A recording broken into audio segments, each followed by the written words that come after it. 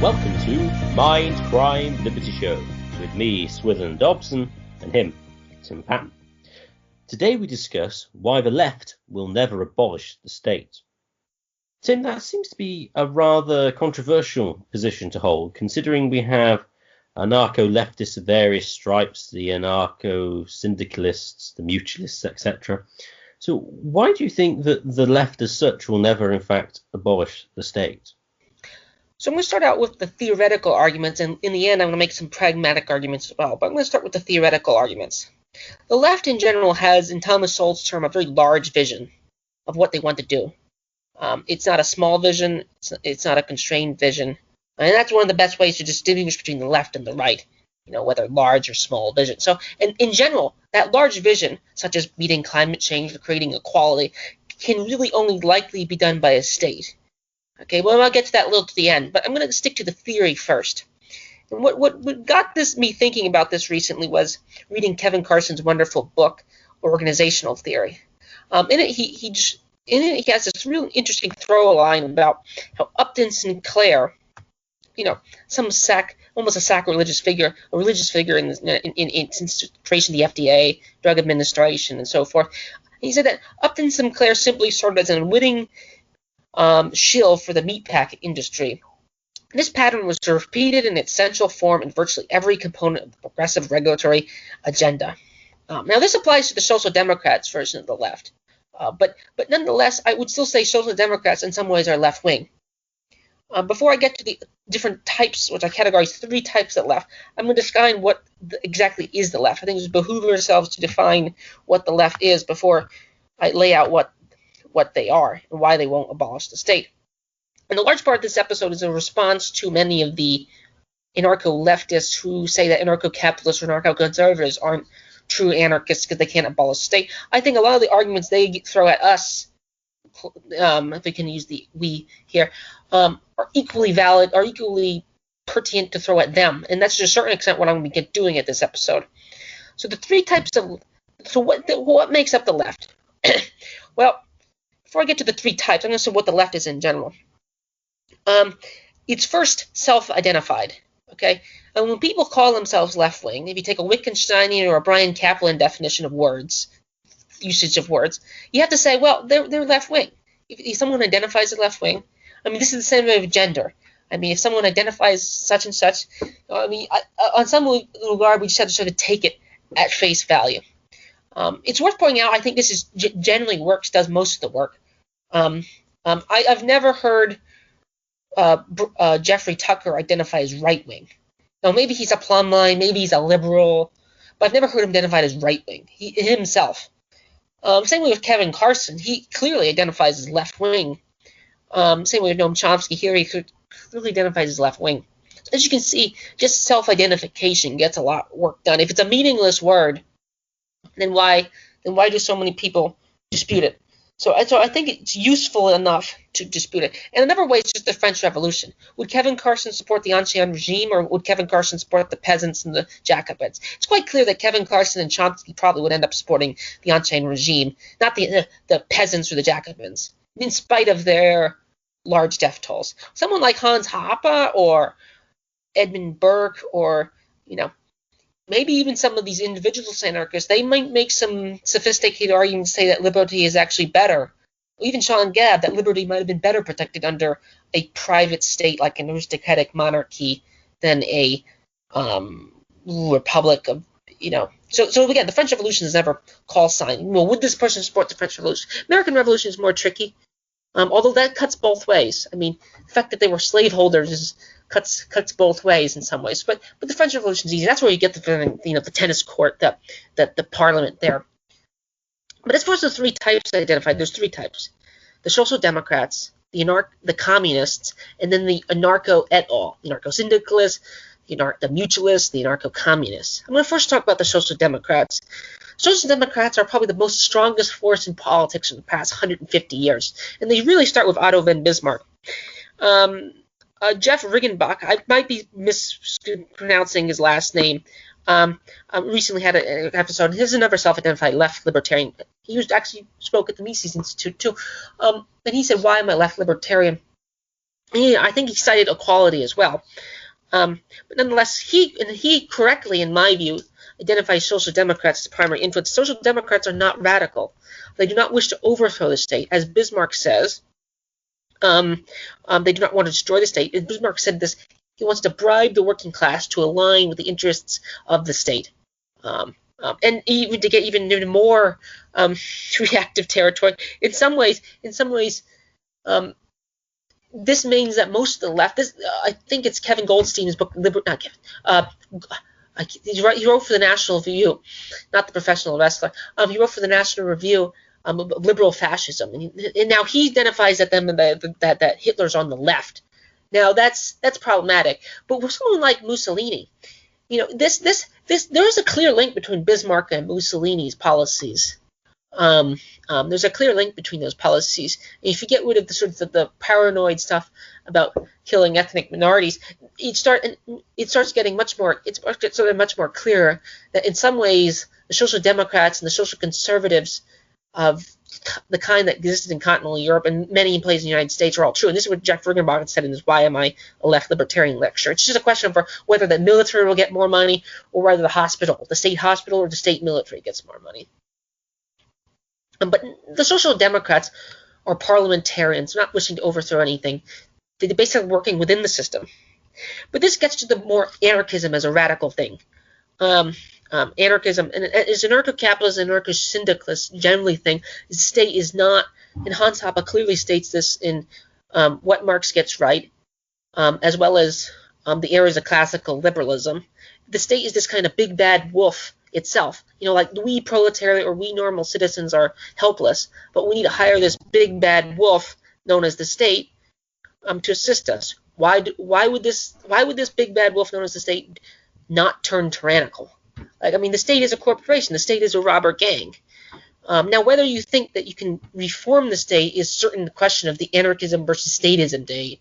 It's the minarchism versus anarchism debate. Whether you need a government to constrain it. And a lot of work is thrown at wouldn't private insurance companies go tyrannical? Well, we've seen the state go tyrannical too. The dispute. So social democrats, and part of this is the reason I want to do this, is social democrats sometimes posture rather radically. It's a radical posture. As Keith Preston describes, they're basically anarcho-democrats. They're Democrats that basically just put the word anarchist in front of them. So taking care of social democrats. And of course, social democrats love the state. The state is what provides them health care. The state is what provides them their social security.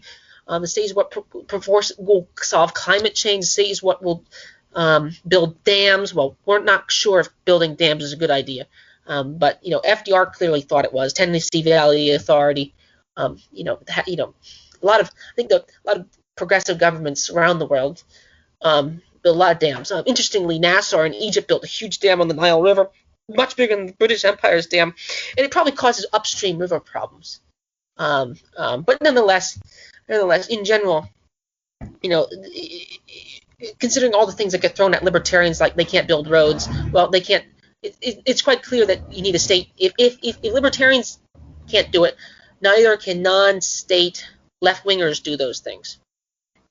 The second version of the left is the Stalinist or Leninist left. This is easy to take care of. It's quite clear. Most left-wingers will disavow Stalin or Mao to some extent. They obviously need the state. Their vanguardism, this is the way to get through there.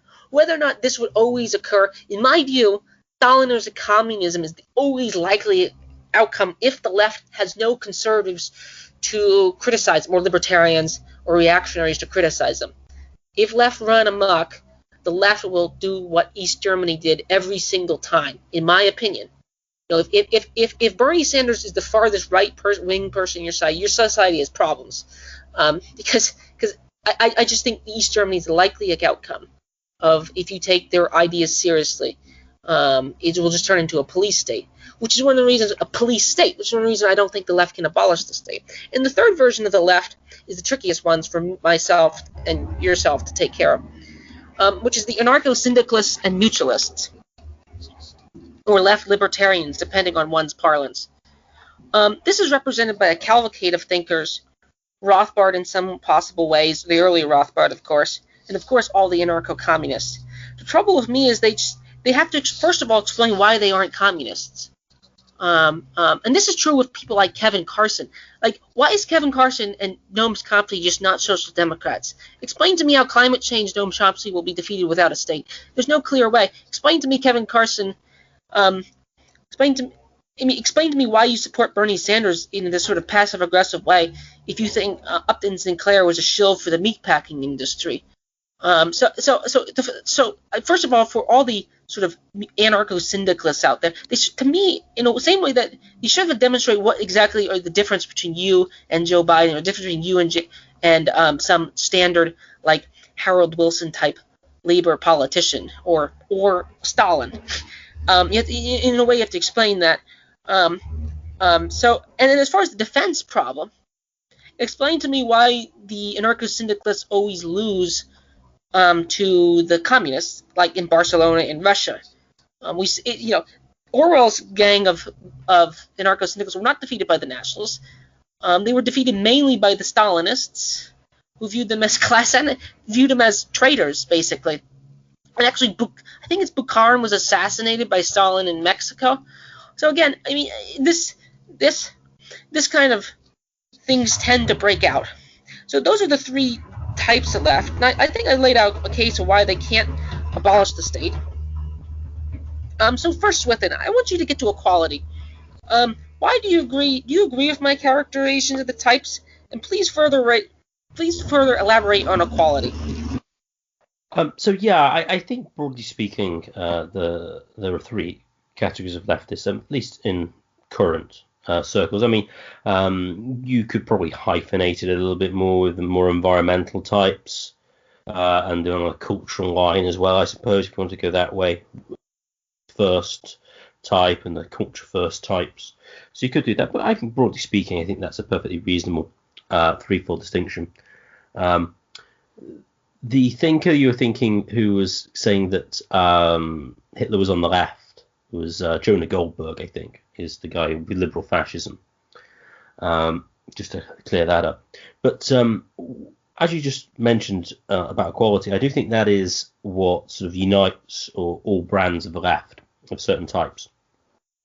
So let's look at a couple of conceptions that the left might use of equality, and then we'll see how this, I think, would tend in many cases to create a state of sorts. So the obvious position for equality is equality of outcome in certain respects. Now, obviously, this is literally impossible because everybody is different. Everyone can't physically maintain the same physical space of anybody else. So it's normally done on sort of monetary income. But okay, we have a quality of outcome of sort of resources as such. Well, how do we achieve this? How do we have a situation where everybody kind of earns the same? Well, that's pretty darn difficult, because the obvious fact of the matter from reality is some people are better than others at providing things that other people want to buy or trade or gift, if you want to do it that way, I suppose. And so, in a sense, well, you could have, I suppose it is conceivable that everybody would just gift everybody the same amount of things.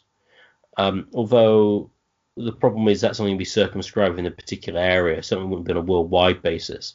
Even if you had a gift economy in North America, it's not going to be the same as a gift economy in Africa.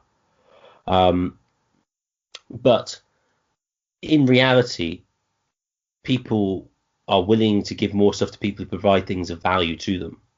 And because some people are better at providing value to other people, they'll end up with more stuff. And then it's a question of, well, okay, some people have more stuff than other people. Oh, how are we going to get it equal? Well, the only thing to do is to take it from them, and you got to sort of tax it somehow.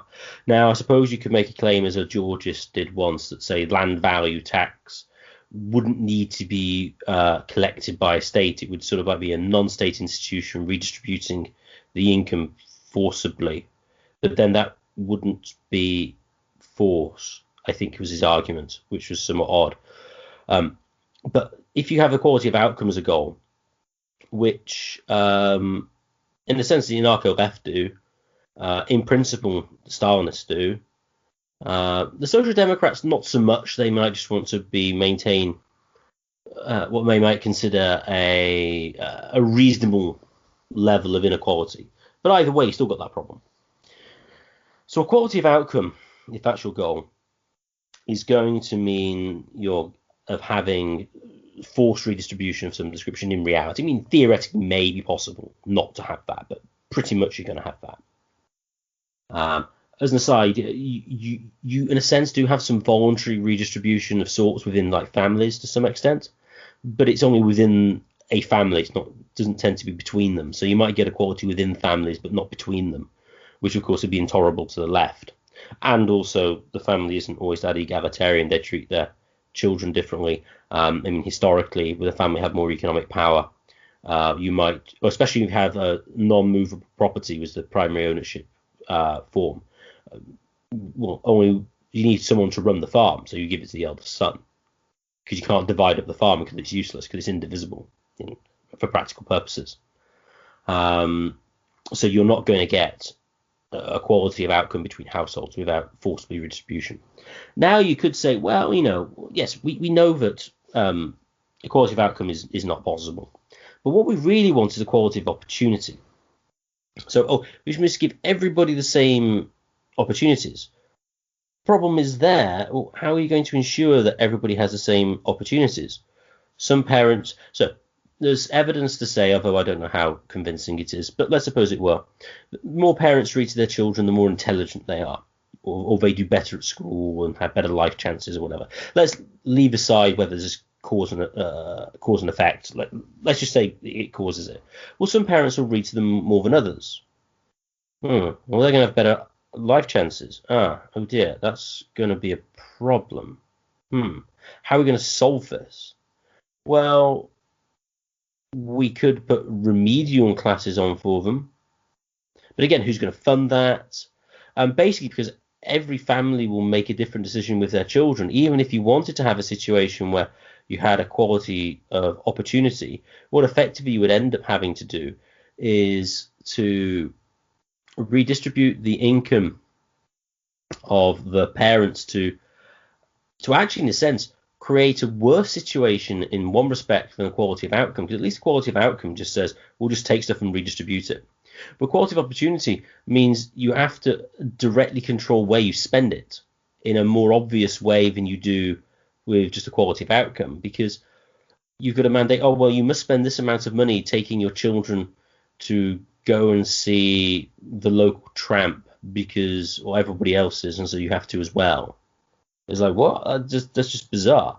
Now, obviously, they wouldn't claim they hold this position, but the equality of outcome, the equality of opportunity, kind of, I think, leads to this sort of reasoning. And interestingly, I think, leads to what William Gillis argued relatively recently, who is a member of the Centre for a Stateless Society, who's a left-wing anarchist, who said that actually public schools were to be preferred to home education, homeschooling. Basically because public schools were better on transgender rights and LGBTQ XYZ stuff.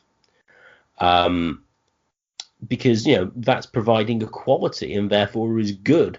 Whereas, home education and homeschooling is reactionary. So even this sort of self-described anarchist is sort of promoting the public school. So I think if you take equality of outcome or equality of opportunity, which is the two standard sort of equality lines from the left, you're going to require some sort of heavy coercive body to achieve them, and the most likely candidate for that is the state. Tim. Yes, the state is the clear likelihood, and all your comments on public schooling to me is hilarious, right? I mean this is another irritation I have with the mainstream left. They'll talk about Amazon, they'll talk about coal miners, and they'll talk about all these things. Forgetting the fact that they just want to ban most heavy industry based on climate change, which we'll get to still later on. But nonetheless, people spend somewhere between 12 and 17, if not 20 years in schools. I mean, school is basically a prison in some ways. I mean, people say, well, it's not a real prison; it's a minor prison. Okay, well, then where exactly is your critique of bossism? Like, I mean, they'll critique bossism, but bossism, the most obnoxious boss I've had is a public school teacher. I mean, I've worked for corporations. There is the threat of starvation. But then again, the most obnoxious boss currently exists are public school teachers and principals and those sort of disciplinary factors. So there's two ways you think. You could either think that discipline is fine, okay, discipline is fine, which goes back to like the Stalinist position. The Stalinist position that discipline is okay and nothing wrong with that. Or you could take the but then to me that is not anarchism at all. That's authority. That's you have to sit in a row. You have to listen to somebody. So in order to get equality, you have to go through all this. Then this to me, like what are you even saying? I mean, so it doesn't subscribe to my own personal experiences. And I do think it's suspicious that a lot of anarchists tend to work for left anarchists tend to work for universities or public schools. I mean, if you take the Marxist class analysis seriously, there's definitely some problematic features of that. I mean, if you want to say libertarians are petite bourgeois, that might be the case. But it's quite clear that many left anarchists tend to just be, sycophants of the state education system. Although that might be overly heated, I don't think it's untrue. But yeah, as far as theory comes out, I don't see how you resolve those things, and without some organization which takes away them. And the other problem is scarcity. In general, the left has a sort of bizarre relationship with scarcity. They will not own up to the fact that most scarcity is a la natural, in the sense that the left complains that the proletariat does not have access to consumer goods. But those consumer goods that they want are by definition scarce. Healthcare in the early 1900s, when Orwell was writing books like Road to Wigan Pier and Keep the Aphrodisia Turning, all these things, and Mark's child, I think, died of not having healthcare. Most of those things were scarce. They weren't scarce because some capitalists cornered them off. They were scarce because they're a social good that takes a lot of labor to produce. And things like MRI machines, respirators, education, healthcare, they're all social goods. And if you're an advocate of democracy, it means that not all goods will be produced that you want to be produced. So maybe some people don't want to produce healthcare as much as you do. And this is why I'm a supporter of markets and private accumulation, not one outcome. Everyone gets the same thing. So yeah, again, scarcity remains a problem. They will not own up to the existence of scarcity. All right-wing anarchists, I think, own up to the existence of scarcity much better than left-wing anarchists do. So yeah, so equality, they don't have any clear outcome. The only outcome is to take the sort of Platonic version for children and just raise children away from their homes. But no one really wants to do that. That's kind of weird. And even there, you could still end up with inequality. But then that's the icky kind of inequality, which is like everyone gets the same exact treatment, yet you end up with unequal outcomes. That's really problematic. And this goes back to one of the great PFS questionnaires. If people are, people who are willing to see this within sports. People are willing to see this within sports, but they won't see it elsewhere. To me, the only way to get to equality is you need a huge amount of redistribution. And this goes back to the state. Why would the state, this big bad wolf, this sort of big bad Leviathan, ever do it? The state is basically a corporation, some variety. And the left refuses. The left anarchists, to me, they'll talk a lot about mutualists and mutualism and mutual aid societies. But generally, I find most left-wing, and they're generally antisocial. Now, libertarians are antisocial in some ways too, which is fine, and I think I don't care in some sense. But if you're concocting a theory your theory is mutual aid society, and you are like can't get along with anybody. This is falling apart. And as far as groups, again, this relates back to our older point that we made 2 weeks ago on our episode with Rick Story. The private charities and families and these things, they're somewhat mildly traditional, and many people on the left view these as just straight up private tyranny. But then again, I would argue that public schools are just public tyranny. I mean, you're sort of in a way a public slave. If you're not a resident of East Germany, you're a public slave. So the organizations they have to replace it with are unclear, and they don't. And then once you position themselves in this field, then you're picking between two unequal then you're picking two options which don't have any clear outcomes. What they want.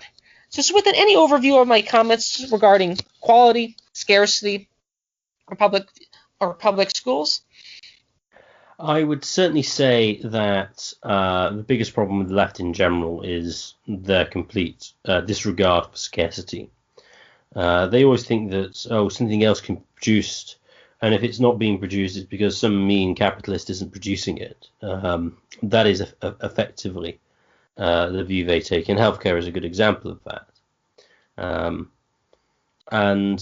Related to the left, I mean, a good example of that is in England. All the left here, I imagine all the... put it this way. This is one reason why I think the left won't ever abolish the state. An interesting example of this, as you maybe think of it, the author Alan Moore, who did the comic book Watchmen most famously. He also did V for Vendetta, and what else? He did some of the Killing Joke, some of the famous Batman ones. And before the last election, he's a self-described anarchist, and he seems to be a genuine anarchist, and his work kind of shows that he's sort of a left-wing anarchist. But he came out to and supported Jeremy Corbyn to vote because we could transform the economy with nationalisation. And it's like, this doesn't sound very kind of, lefty anarchist stuff. This kind of sounds kind of proto-Stalinism in a certain sense. Which is kind of just bizarre, given his self-described views. And what made me think about that in England is the NHS, which is basically the closest thing to a god that functionally exists. In England. I might not have mentioned this before. On when at the height of the pandemic, inverted commas, people went out to worship the NHS by clapping for them on a Thursday at 8 o'clock, because that's how big the NHS is here. And anybody in the left, even for an anarcho left here, they'll basically say, in principle, the NHS is a good idea, which is basically a nationalised health system. And if they say what's wrong with it, they'll say, he doesn't have enough money. It's like, yeah, because we've got loads of money and we just need to put more into it and it'll get better results. It's like, no, not necessarily. It's almost as if all the left are like the English department in schools. I remember talking to a guy who's like a deputy head, and he was like, he liked talking to the economists because they kind of understood school budgets to some extent. But he goes to the English department and the English department go to him and say, can we have some more resources? Like, no, but we just need more. It's like, you don't have enough. You do, really. And it's like, and so in a way, the left seem to act like the English department of schools to a large extent. They simply just do not compute that resources are scarce in any real way. So with equality, I think I said pretty much what I was going to say on equality. So Tim, you were mentioning climate change and other things as well with the left. Recently it came out that I think some American actor said that COVID was rebranded. Other things get rebranded. Is a gift, is God gifts to the left. And in a way, I think with the left, you have to ask if they actually want the crisis to happen. If they want capitalism to fail. If they want climate change to happen. I think for the the communist left, it's quite clear. it's quite clear that they sort of enjoy the disaster.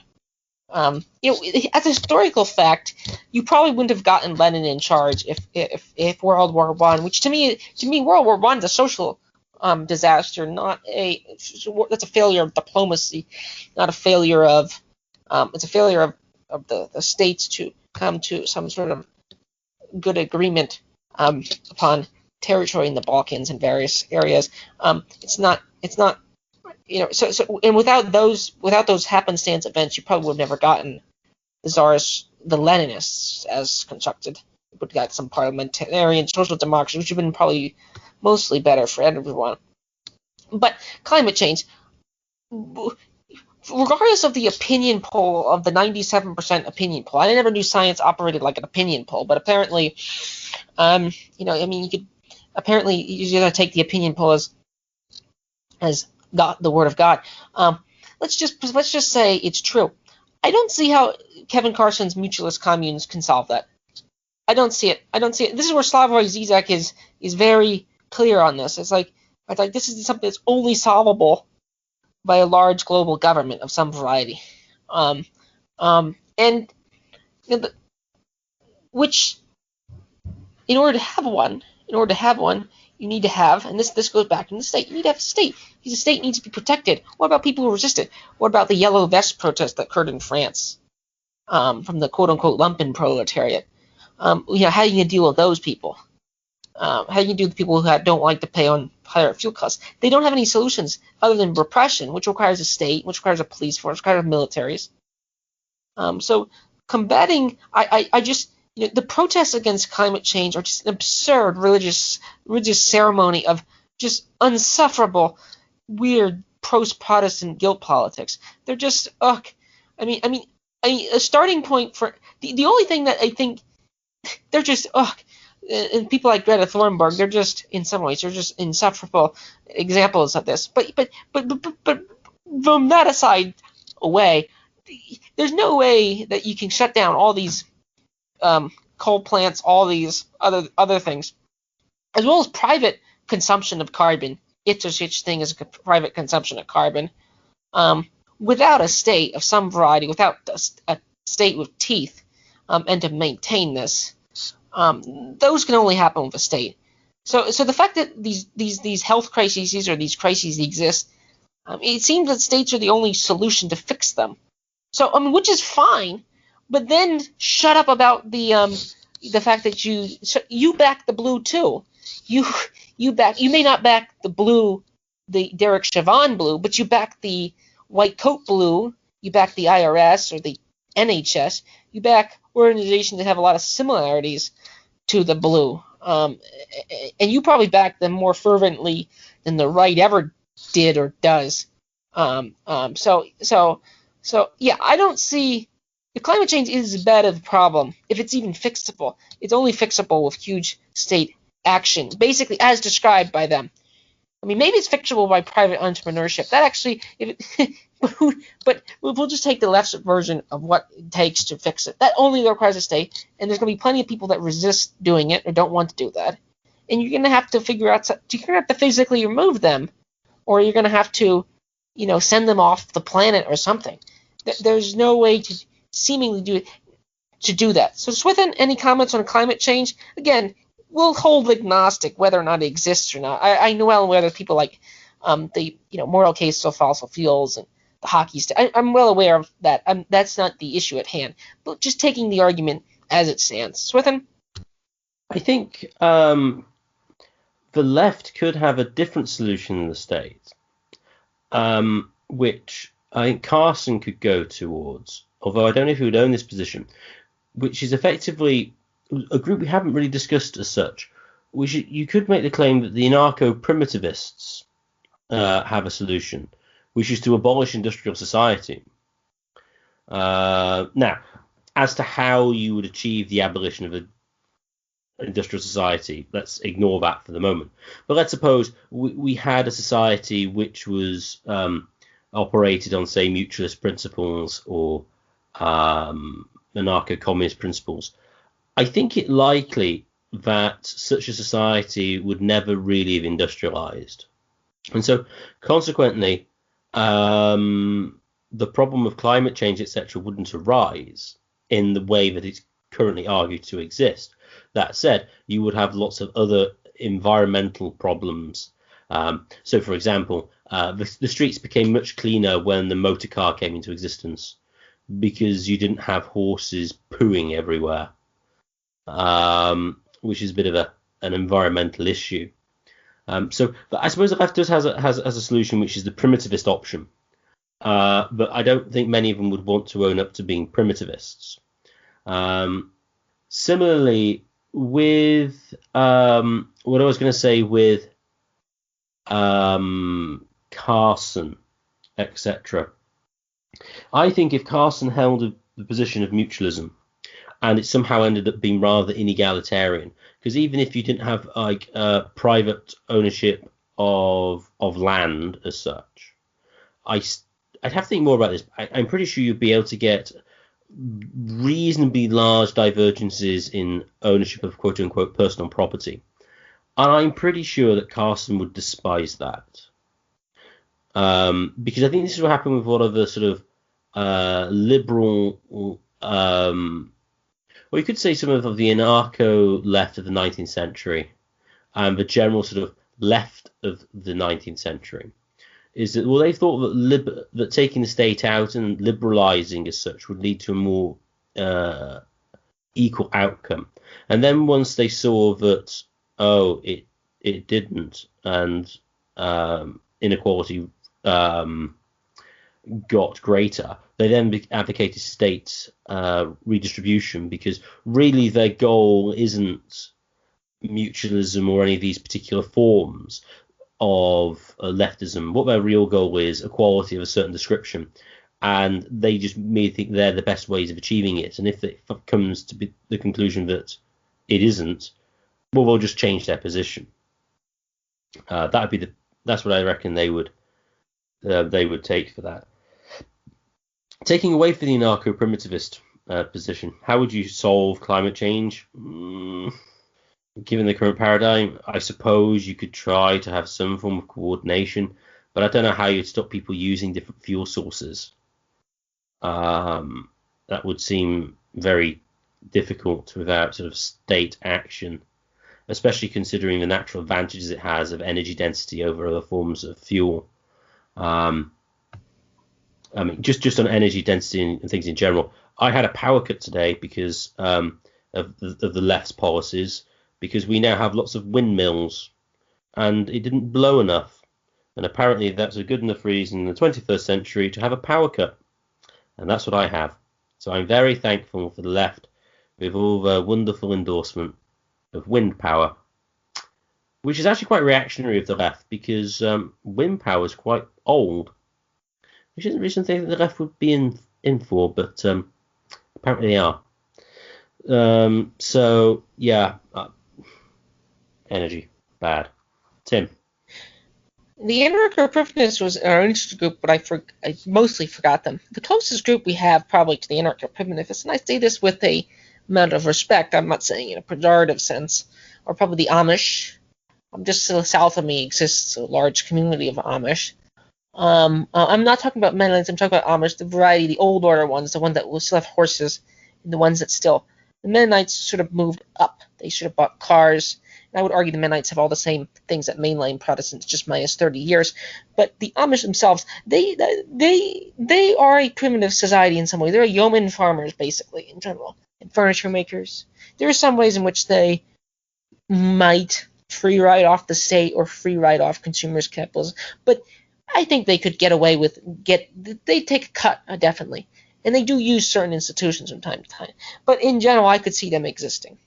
Trouble with the Amish is they're not left-wing in any meaningful way. Most people would say they're just a patriarchal society. And this goes back to again why I think that they can't abolish the state.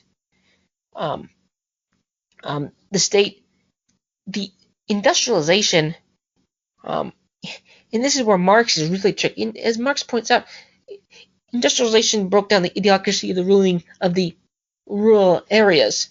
Capitalism was a progressive force, an improvement over what came before. and this is Marx's own idea, and this is part 2 of the 3 types of left. So these sort of inegalitarian-ish looking societies are clearly, in general, not what Kevin Carson I think would classify. They just classify them as, a patriarchal society. Now I would classify them anarchists in some ways. They could seem to exist without taxes. But yeah, the primitivists, forgetting the fact that if you got rid of all the food today, we'd probably starve all to death, at least in the transition. It would be probably like the Ukraine famine times 1,000, or like Mao Zedong's organized famine times 1,000. Now, it is worth pointing out that Kevin Carson does argue that bringing in cash crops might have done it, but this is where things get tricky. At times, I think the left in general uses capitalism in the same way that the old school moralists would just use the word bad or evil. In any society, there's going to exist bad actors or evil actions per se, in all likelihood. Maybe some in ideal society there wouldn't be. In reading some people on the left, they might actually think that. But there are cases, a laundry list of cases of implementing cash crops, and you get, bad outcome. But there's also a laundry list of the communists doing the exact same things. And this is them hunting the whales to extinction. This is the killing of the birds in I think China. So this to me is when you have to balance the books. When you talk about ecological disaster, you have to balance the books, so to speak. I agree. Implementing certain cash crops might have had bad outcomes, or but people make mistakes too. so even there, some of them, you have to sort of allow room for people to experiment and make mistakes and say, let's go back to what we used to grow instead of these cash crops and so forth. So, but in general, I would say that if you implement anarcho-primitivism, most people die almost overnight, or within 20 years. There'd be no food. I think it's like hunter-gatherers required 250 miles. This goes back to the myth of ecological of Indian. One of the reasons why I suppose they're called Black Fleet is that the French, I think, called the natives that is because they engage in large-scale burnings. Hunter-gatherers and primitivists aren't the best for the environment. And to the animal rights activists, Amish use their animals quite hard. If you're an animal rights activist, the primitivists, you have to be careful. And they hunted by mainstream anthropologists, they hunted the big, large, woolly mammoths to extinction too. So it's not clear that before industrialization was good for the environment. And as Matt Ridley and Alex Epstein pointed out, we were in the process of cutting down most of the forests in Britain and the United States before the invention of coal. Coal's, we have plenty of coal in the earth. Whether or not we can absorb, whether or not the atmosphere can absorb the carbon is the question. So it's not. We never reached peak oil or peak coal. We can keep digging deeper. And the Chinese are great at digging deeper into these humongous pits. And places like Pennsylvania and parts of England are just full, and West Virginia are just full of coal still. And of course, as much as Britain bans a few coal mines, Nigeria or India, if India industrializes anything like China, that's be a drop in the bucket, what Britain does, which goes back to the religious point of view. It's just a kind of it's like a token symbolism, just to make certain groups poorer. It's kind of enforced Sabbath. But as far as hunter-gatherers are concerned, this goes back to the problem of defense, which identified with the anarcho-syndicalists. What happened to the anarcho-syndicalists? What happened to the anarcho-syndicalists in Spain? They got defeated by the communists. What happened to the hunter-gatherers? Well, the Senghalese sort of still exist, but they exist kind of like a single. I might have said the name wrong, but there's a group that's supposedly uncontacted, but they're truly uncontacted. And when people go there, they're almost cordoned off by the state. And they're notoriously averse to outsiders, which is one of the reasons why they still exist as they do. So that group of people, is that the ideal of the left, to live like them? I mean, those people eventually will get either conquered by quote-unquote superior institutions. I was recently also reading a thing on Keith Preston's had a Lakota Indian on. And one of the interesting things he said is that that communism and Marxism is as much of a Christian. Communism has about the same track record as Christopher Columbus. He didn't say the exact same thing. But he said basically that. And he said that if you look at the way the Soviet Union treated its ethnic minorities, just the same way that Columbus and Andrew Jackson treated them. If anything, they treated them worse. I mean, eventually they put them on reservations and left them alone and paid them off fairly large sums of money. That's something that tends to get forgotten. You take the Bikini Islanders. The United States has paid a huge, basically, indemnity to each one of them. The communists never paid off. That's a somewhat different event, but the communists never paid off their nuclear testing minorities as much as the Americans did. Well, mainly because of their poorer society. But nonetheless, they get occupied and they get taken over. If the Aztecs managed to exist and Columbus no diseases, I could imagine Stalin is trying to implement a Marxist revolution there to destroy the conservative culture there. And bring another hot topic issue is Islam. The left at times in the West tends to think that the left and Islam have perfect alignment of interests. Yeah, right. I mean, yeah, right. This is a joke. You just look the other way because it's not Christian. I mean, the Ottoman Empire, that's not anarchy. I mean, that's on top of my end up defending the Ottoman Empire in a backhanded way. But it's strange when you hear people like Michael Brooks. They're willing to say the Ottoman Empire is okay, but the other empires aren't okay, which is fine. But then you're starting to leak into left-wing conservatism. So all these primitivist groups will just get occupied eventually by quote-unquote superior, in the Nietzschean or the Stirnerite sense of the word superior, organizations. They'll get bowled over, and internally, they're either, and this is where they're less developed. It's not popular to say that, but what's now I do agree that small is beautiful, and these great things are probably overrated, but is the Senegalese or the Amish really the goal of most left-wingers? If that's their ideal, I find that if you look at Soviet architecture and it's expressive, abstract. You look at these grand railway stations. I think in Minsk, Belarus, or certain areas, it's humongous. It's as Sean Gabb pointed out, it's actually quite interesting and nice to look at. Believe it or not, I mean I think you look at the Soviet exhibits at the World's Fair. Same thing. It's very interesting artwork. It's very progress oriented. So yeah, the Marxists have the same.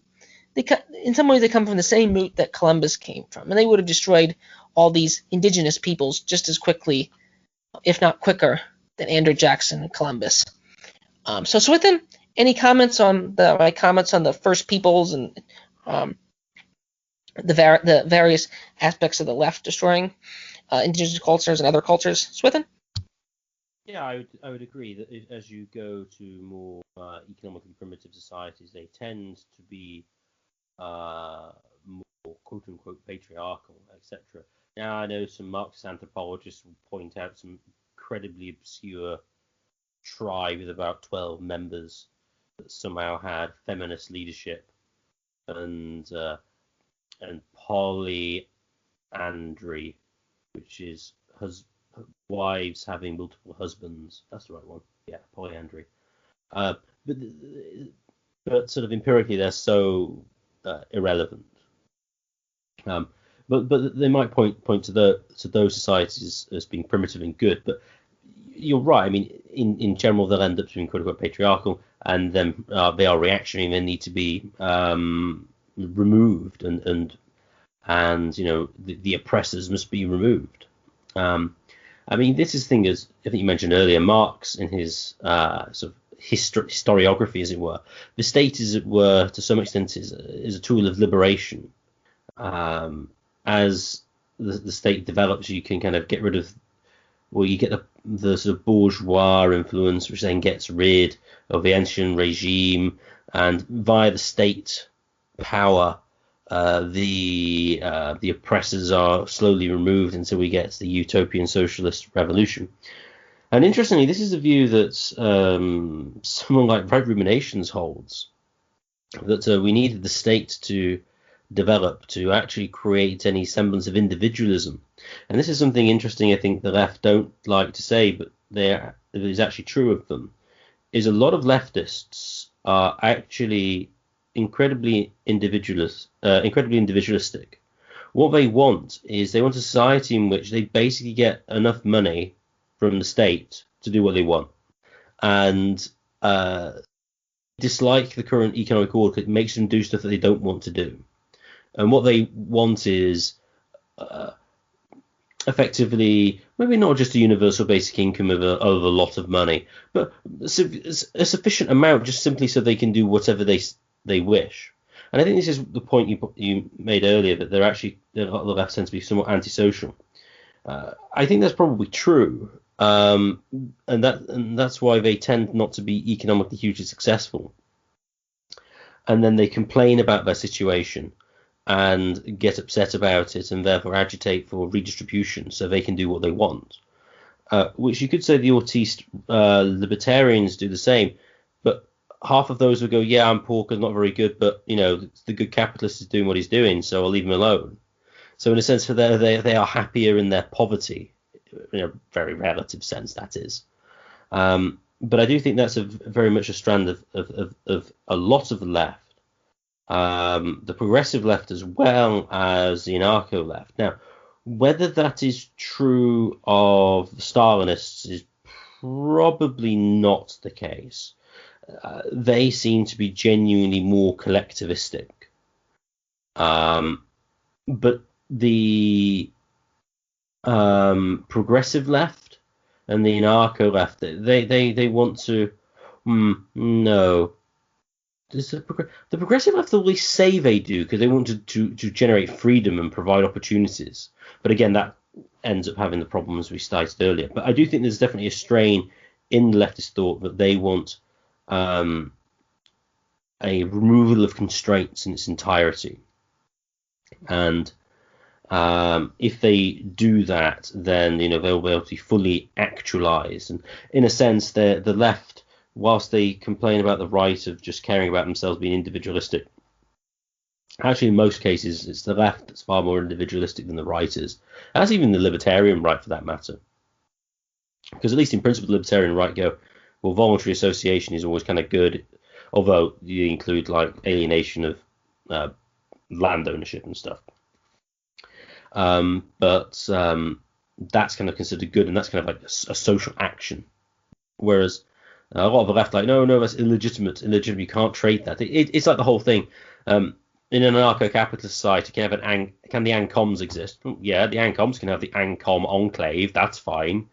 But can an anarcho-communist society, can the ANCAPs have a section? No, you can't. So those would be my sort of rambling views on some of the things you just said. The individualism point is spot on. The individualism point is spot on, which is one of the reasons why I'm skeptical about mutual aid societies existing amongst the left. And again, this is where the past was much more, in some ways, family oriented, because that was the main institution. The main institution in the past.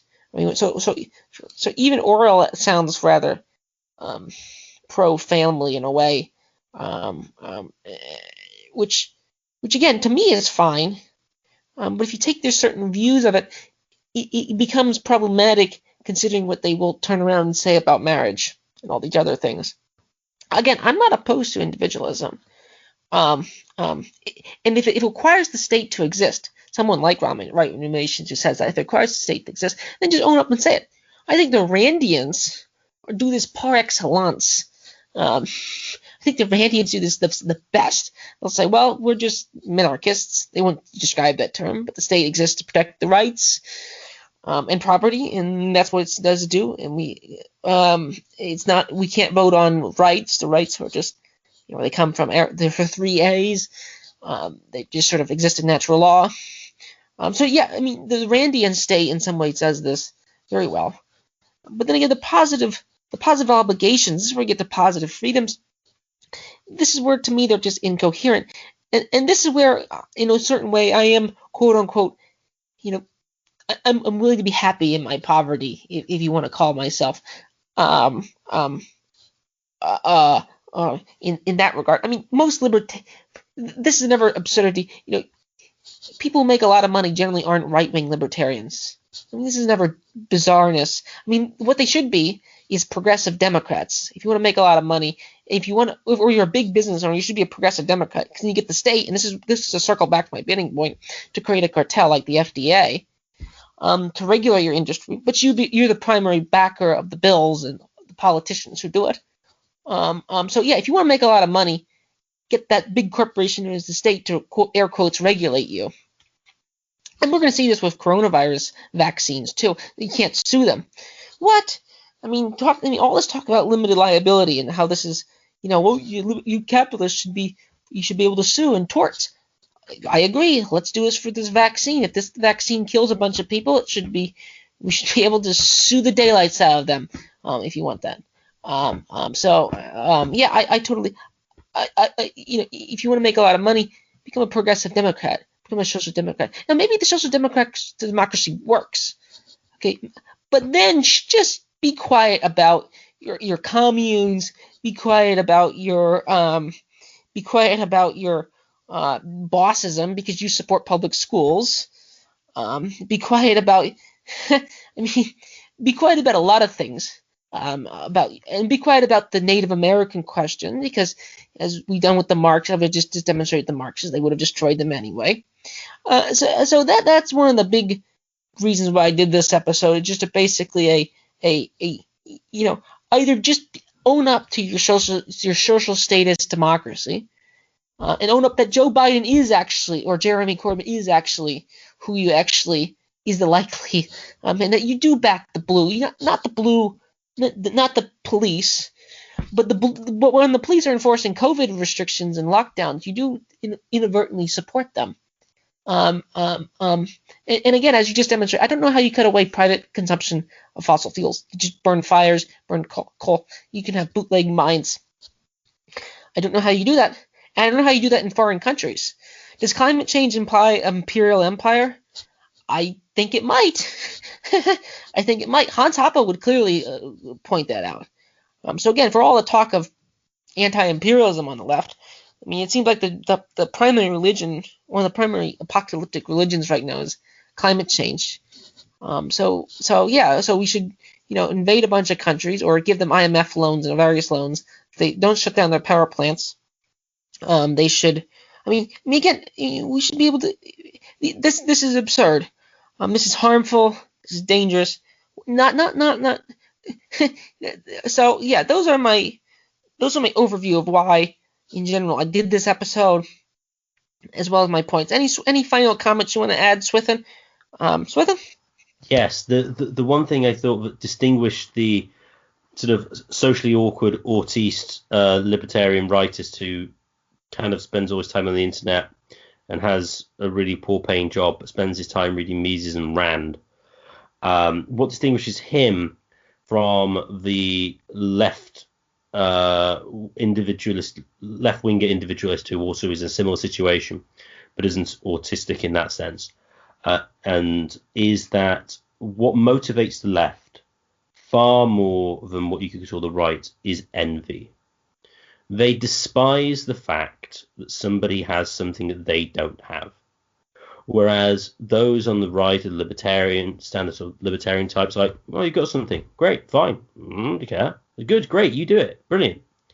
And in a way, the leftism mindset of everyone having to be treated the same is the main reason why you have the unbelievably retarded response to the coronavirus stuff, where you have to effectively treat absolutely everybody as an equal risk and have these blanket bans because you can't go, well, you know what, you're less like, so a left winger, if they are sort of if they're sort of in a quote unquote vulnerable group, let's suppose they're 80, obese and black and male, they will complain and make everybody else put on masks and stuff to keep them healthy and survive.